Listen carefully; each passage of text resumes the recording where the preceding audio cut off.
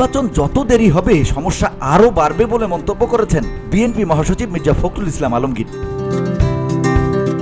শুক্রবার দুপুরে ঐক্য সংস্কার নির্বাচন শীর্ষক সংলাপে যোগ দিয়ে তিনি এসব কথা বলেন। মির্জা ফখরুল ইসলাম আলমগীর বলেন, সংস্কারে আন্তরিক বিএনপি, তবে দুর্ভাগ্য আমাদের এখন অনেকেই বলছেন বিএনপি সংস্কার চায় না। দীর্ঘ 17 বছরে বিএনপির হাজারো নেতাকর্মী গুম খুনের শিকার হয়েছেন, তখন তো কেউ পাশে ছিল না, এখন অনেকেই আসছেন।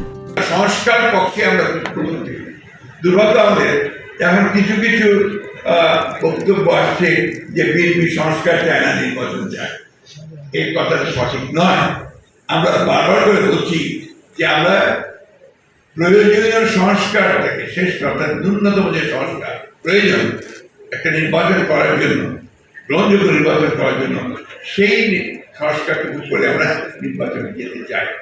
তিনি বলেন, বিএনপি প্রয়োজনীয় সংস্কার শেষে নির্বাচন চায়, কারণ গণতান্ত্রিক ব্যবস্থায় যাওয়ার প্রধান ফটক নির্বাচন। নির্বাচন প্রসঙ্গে তিনি বলেন, বিএনপি সংস্কারের বিষয়ে আন্তরিক। রাজনৈতিক সংস্কারের চিন্তা থেকেই 2016 সালে ভিশন 2030 এবং 2022 সালে 31 দফা রাষ্ট্র সংস্কারের রূপরেখা দেওয়া হয়েছিল।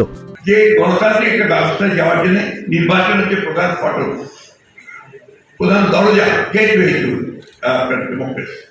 আমরা আপনাদেরকে এটুকু নিশ্চয়তা দিতে পারি, বলতে পারি যে আমাদের দলের পক্ষ থেকে আমরা সবসময় গণতন্ত্রের সংস্কারের পক্ষে, অর্থাৎ গণতন্ত্র পৌঁছানোর জন্য প্রয়োজনীয় সংস্কার তার আমরা পক্ষে, তার জন্য আমরা কাজ করেছি, করবো অবশ্যই। একই সঙ্গে আমরা মনে করি যে জনগণকে বাদ দিয়ে কোনো কিছু করাই পক্ষ থেকে আমরা চাকরি দিয়ে কোনো কিছু করা যাবে না।